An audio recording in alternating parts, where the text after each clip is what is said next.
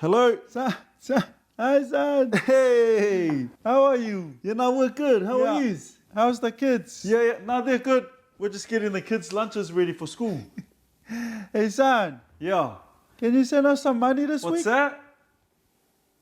Son. Honey, it's frozen again. Me no te llamo.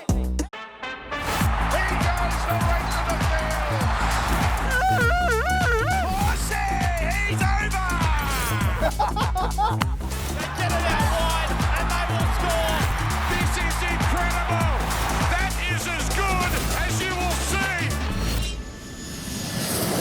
Te whānau, no mai haere mai ki roto I tēnei whare. I'm Adam Blair. And I'm Madison Bartlett. Let's check out what's coming up on this week's episode of The Ditch. This week we catch up with one of Tainui's sons and Manly Seagull, Morgan Harper. Adam Blair? Yes. Oh, he's alright. I'm on holiday again in Aussie and I bump into Jillaroo and proud Kiwi Tasman Grey. I'm from, I don't know. And for the first time ever, we have a real pirate in the studio. Pitcairn Islander and warrior Dylan Walker. You get it? Arr. Population of 50, so we live off the land over there. Firstly, I'm just going to apologise for the rust on my golf stick because I'm not a golfer, but what about the bro Dylan Walker rocking up in his golf kit? Looks like you guys went to the same shop. We probably did. Another mean chat. Let's move along straight to these highlights. This is what happens when you have a Panthers fan working as security at Suncorp. The security guard behind Cobbo seemed very disappointed. Not sure why. Sorry about it, grumpy guy. It looked like the ball came down just in the corner of the field. The Raiders start high fives too early. Neck minute. Tommy Turbo's a freak. Sorry about it. Speaking of freaks, Dylan Brown does the old whangare, later ball. Dylan Brown! He flew off the blocks, Dylan Brown. He has got the try! Yeah, nah, that's just normal speed up north. Sorry about your tribe. With a game for Silver. Tino lifted the bumper bar. Our Bo, what a sad guy.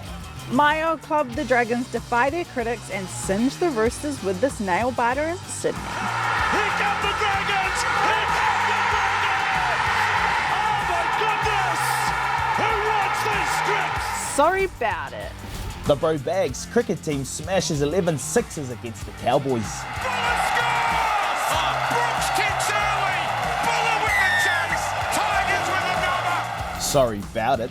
And finally, how awesome to see these proud Aboriginal sons celebrate their culture. Johnson O'Connor in Indigenous round! Too much Mickey ass. Sorry about it, those are some Mickey ass highlights. Hey, have you heard of Nutters? I have. I think for the whānau out there, it's Ngarawahia. And next, we caught up with Morgan Harper from Ngarawahia. I can say it. I'll go. Say, ko raira, Go waira, aho. aho. Go waira, aho. Kia ora, ko Morgan aho. Ko haru. We're doing some to the lessons at home, we're just starting, we're just learning. Gets one on the Karatu, here's Harper! Oh yes! Morgan Harper squeezed into the corner! Yeah, so I grew up my whole life in Narras, and then played for Waikol Bay. Growing up in Narras, bro, there's nothing there. Like, oh, there's heaps there, but it's a small town, and you come in, and it's like free. The Bulldogs approached my dad up on the phone, and then they rang him, and then I sorted out a manager, and he sorted him out a contract and got me to Australia. Like, I was pretty close to just not coming over there, just staying and work. So I had twins at 17, I was walking around going, shit, man, like, what am I going to do here? But mum and dad, and then the missus also, she was like, no, like, go to Australia and just give it a crack at least, you know? So I did that, and then here I am now. So without sort of their drive or them to say, like, you know, I don't think I'd be here today. And life's pretty good at the moment, so I'm glad I made that step. Yeah, so obviously proud Māori, as most of us are. My whole family's Māori, and I dare say they were more happy when I was playing for New Zealand Māori than I was when I made my debut. I feel like you can sort of draw on like being Māori. We learn a lot at those New Zealand Māori camps, just about sort of what it means to be Māori, and it gave me a time to sort of reconnect back and sort of start making some adjustments now in my life, so I can teach my young fellas and my daughter. And it's a great culture at the club, and we've obviously got a pretty good side, so I'm just happy to be a part of it all over there, to be honest, man. There's a lot of Pacifica boys. There's only 3 Māori boys there, but we hold it down for the Māoris over there, bro. Like, there's not many on the beaches, but yeah, it's good. Something special. Now I was lucky enough to play finals in 21, and obviously last year kind of didn't really work out for us, but that's just how footy goes, people say, but you take a lot of pride in your work. I don't like to lose, so yeah, for me this year it'd probably just be about being more consistent in my game and getting the bird back to the 8. Playing Kiwis is always a goal. I played junior Kiwis and stuff like that. Yeah, I can't just look to that and expect to get there. I've sort of got to break things down and being consistent, and then once you be consistent, things can happen. That's quite a dance from the Lionel Richie lookalike. What a funny guy Morgan Harper is. Didn't even want to look the brothers in the eye. I mean, the sis in the eye. But anyways, moving forward, we have our special guest in the whare today, our garage, Dylan Walker. Welcome in, brother. Thanks, guys. Thanks for having me. First of all, you obviously are similar to Morgan, Māori boy living in Australia. What's that like for you? Yeah, it's a little bit different to Harps for myself. I grew up there. I was born there. I didn't really have too many Māori mates or know too much about my heritage, and my old man was actually living in NZ while I was playing all my junior footy over there. So when I got a little bit older, I sort of understood it a little bit more. Mum tried her best, but yeah, we did our best over in Oz, and I was playing lots of football over there and just enjoying my time. And can you tell us a little bit about your whānau then? Where's your mum and dad from? My old man was born in Gizzy, and then he got whangaed out from his family. My pronunciation, but Ngāti Kānene. We're there. Te iwi. Yeah, that's where he was from, and then he sort of bounced around all NZ, and then my mum was born in Pitcairn, on Pitcairn Island, just a tiny little island. Sounds like a flash place. Is that in New Zealand? Nah, not in New Zealand. I'm going to make it sound real exotic here, thanks. It's in between South America and Tahiti. So that's flash. Yeah, flash. There's coconut trees. Population of 50, so we live off the land over there. But did you ever get to go back and go there where your mum grew up? Nah, never. Me and my mum always talked about it. She still does, and she wants to do it, so it'd be pretty cool, I reckon, to get back there. But I've got 2 young ones now, so I'm trying to keep them on a boat for a few hours. It's not gonna help. So what is your mum's nationality? Pitcairn. Sorry, Pitcairn. Is that actual nationality? I didn't even know. That's why that's what I'm asking. No, so the whole backstory of it is Mutiny the Bounty. There's actually a movie on it, actually. Okay. Yeah, and then elaborate. Mel Gibson. He's the it's okay main to actor. Name dropping here. Yeah, Mel Gibson. So me and him are tight. But, he was the actor, and when they sort of cruising around on those islands, they found Pitcairn, and he overthrew the captain of the ship at that time, and because the captain wanted to wipe out all the little islands, and yeah, that's how it sort of started. And my great grandfather's Fletcher Christensen, so yeah, pretty cool story. I didn't even know who Fletcher Christensen is, but I'm sure it means a lot to your family, especially your mum as well. Bro, where's your whānau now? Where's mum and dad? Mum's still in Oz. My dad just moved over to Oz just before COVID. He was living in Marsden, but lots of all my nan and my aunties and other extended family live in Porirua. So when we played Wellington against the Knights, round 1. Whānau everywhere. Whānau everywhere. Tickets getting hit up for tickets everywhere. How many tickets? Oh, I had 50 that game. Holy. Yeah. You didn't pay for any of those too either, eh? Nah. A few boys tossed me a few of theirs. Yeah, so the Warriors looked after me that for round 1 game. So speaking about the Warriors, what's it like moving back then? Obviously you were living and growing up in Aussie and then moving back. Yeah, I think that's what drew me to come to the club. I'm one of 8, one of 8 brothers and sisters, so they all got to experience to live over here. I wasn't. I was the youngest, and mums get the youngest is their, I won't say it, but it's favourite. And they all got to experience to live over here, and I think that's what drew me. I wanted to come here, live here, experience a different side, and I thought it was a great opportunity to, it was a good move for me to move and get my kids around here and get them indulged into the culture that I probably never experienced.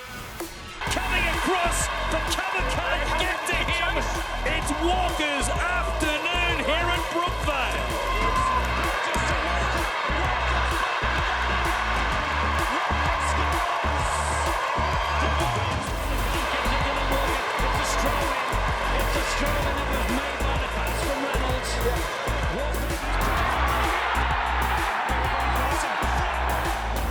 Walker scores for South Sydney.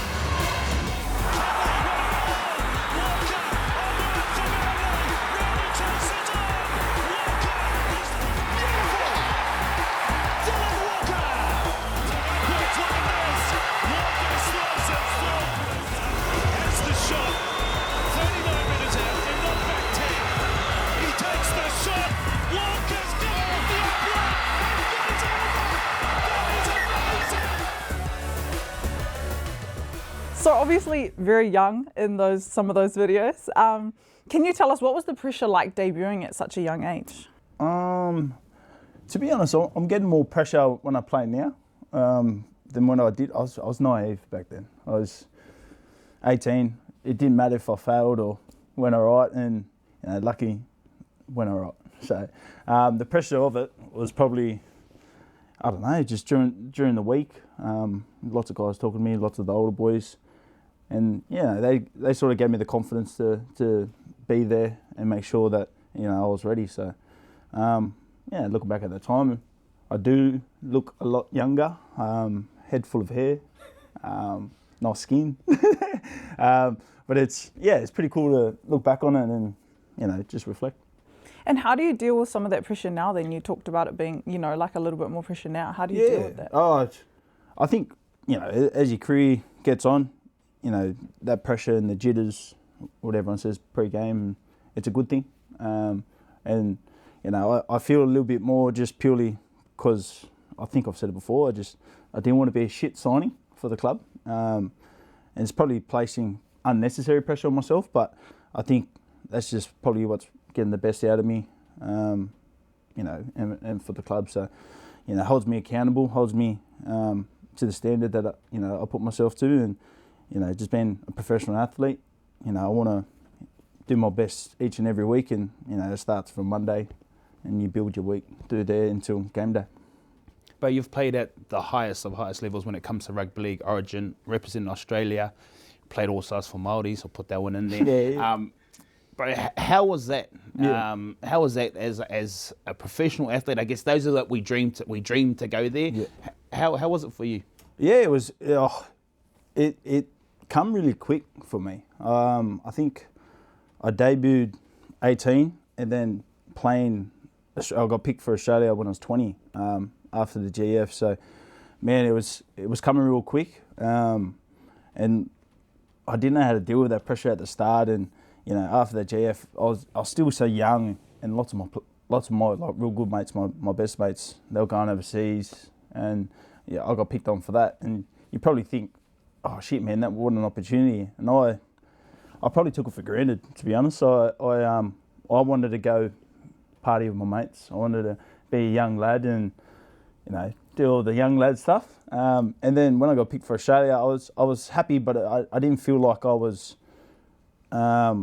complete to be there. I just wanted to go out and party, but it was a great experience. Something that I can honestly say that I'm proud of, and it's something I can tell my kids when they get older. It's just your old man played for that. So, and then when Origin come around, that was another goal of mine, and lucky enough I got to experience that. I didn't really play too well in both the Aussies or the Origin, but you know, to experience that, have those weeks there, being around with some of the the greats, being around Smitty, you would have been around Cameron Smith, and just it's pretty cool stories to tell when I get a little bit older.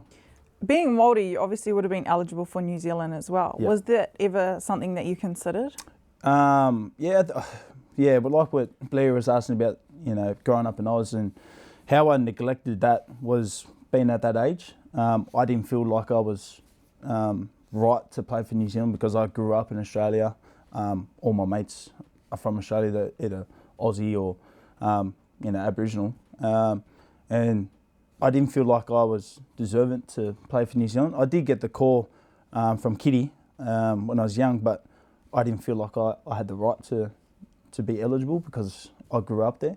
And then when I got through the All-Stars and learning that side of it, I wanted to come back and play because when I grew up, my old man loved, he's Māori as, he's hoary as they come. We always used to watch All Blacks and watching the haka, that was the tuning thing that we always wanted to do. And I've always wanted to do that. And then when I played for Australia and just seeing that, I wanted to play for New Zealand a few years ago. I tried, but it just got shut down. So is what it is. Moved on, and what can you do? Whoa, that's hard. I'm a true blue Aussie bar. No. It's there for the Roosters, and Tasman Gray comes up celebrating. I was born in Tweed Heads, New South Wales, and my family's from Wellington, Purirua. The Broncos celebrate success once more. Everything I learnt about the game was from my brothers, so I just wanted to be like my brothers and do everything that they did, and I'm lucky enough to be able to do that now. I think that was one of the hardest decisions I've ever had to make, was to choose between obviously representing New Zealand or Australia. At the same time, I'm a proud Māori woman, and even though I grew up over here, I really did find that obviously decision really hard. And I feel like there's a little bit of regret in me, but I'm still very grateful for the opportunity that I had to play for the Jillaroos, and I'm grateful to be able to play here in Australia and to be able to do the many things that I do because of our country. But at the same time, I still very much find it really hard to be able to put into words how I feel about playing for Australia, and also how I feel about if I had the opportunity to play for the Kiwis. Both sides loaded with skill, loaded with speed. The only thing that I had to tell me if I was Māori or not was my family back in New Zealand. And so when I'd go back to New Zealand, I loved being in New Zealand. And there was a time there where I wanted to move back to New Zealand and just immerse myself in the culture so I could understand for myself where I missed out on and what I missed out on. And I put that in the nicest terms, I put it back to my parents. I kind of was angry that they took me away, because when I went into Māori's camp, I was like, you knew all of these things and you just didn't tell me. And so I found that really hard. But then going into the camp and being standing up and saying my pepeha, and actually just saying, I don't feel like I'm Māori, I feel like I'm a plastic. I've always been known as the plastic, the fraud. But I thought that was it was more like a cover up to try and not put out that I was actually hurt, that I didn't know much about my culture. But going into that camp and then saying those things and being vulnerable enough to say it, and then the response that I got back from the girls, you are a Māori, regardless of how much you know, there's so much you can learn, but you're still a Māori. And so I felt like I was accepted at that point, where I can now stand here and say that I'm a proud Māori woman, and I'm proud to represent any team, but for them to know that I'm Māori is the most important thing to me.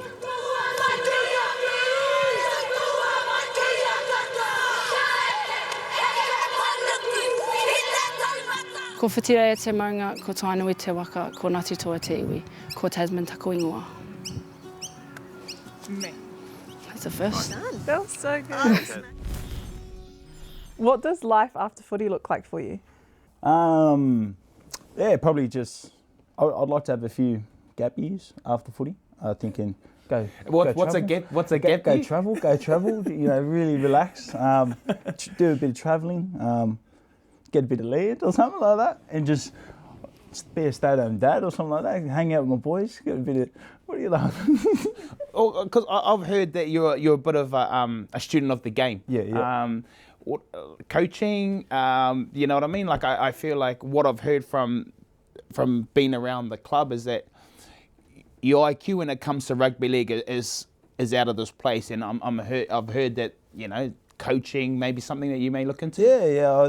That's why I said probably gap years. You know, get away from it. Get away from the game for a bit. I do love the game. I love the intricacies of it, like the small parts, the details. I love just how you can work out an attacking structure or a defence structure. If I was going to go into coaching, and something that I probably would like to get into down the track, it'd definitely be a defensive side way. And, you know, doing lots of video and over the years and just how it's been ingrained, I do love that aspect of the game, but you never know until you try. You know, that's why I would like to have a little step back, come in to do something a little bit smaller, and then if I really did love it, then I'd love to get into it full time and and go from there. Māori All Stars need a new coach. So. Yeah, Māori All Stars need a new coach. Oh, sad to Benny Gardner. Oh, sad Matty. Oh, sweet. Bro, we spoke about what life after football. Have you thought about, I know you've only been here a short time, have you thought about living in New Zealand? I heard you say something about land. Yeah. Land down in Gizzy. Who knows, man? I wouldn't rule it out. The missus, she does enjoy it here. The hard thing would be just family. You know, I do have family down in Porirua, but immediate family like mum, brothers, sisters, they all live in Oz. But mate, I wouldn't rule it out. We've been enjoying it. My sister lives down in Tauranga, and we go. We shoot down there every time we get a chance, and you know, bunk up with the sister, get free accommodation. She's you love a free something. She's a mean cook, so she's a mean cook. Get down there as much as I can, but who knows if Warriors want to do something with a coaching gig? Who knows? So Cam, bro, is it our year? It's our year. We heard it first here. I'll speak it into existence. It's our year. All right, Father, you heard it first here from Dylan Walker. It's our year 2023. The Wires, let's go, baby. Don't forget to check out next week's episode on the ditch. Did you give me energy or not? Yeah. I felt like I wanted to hop in, but I was setting my way and I was just admiring you, cuz.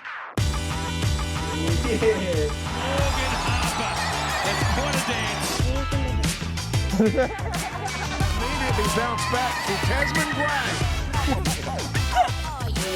This shit's from London. Dylan Walker.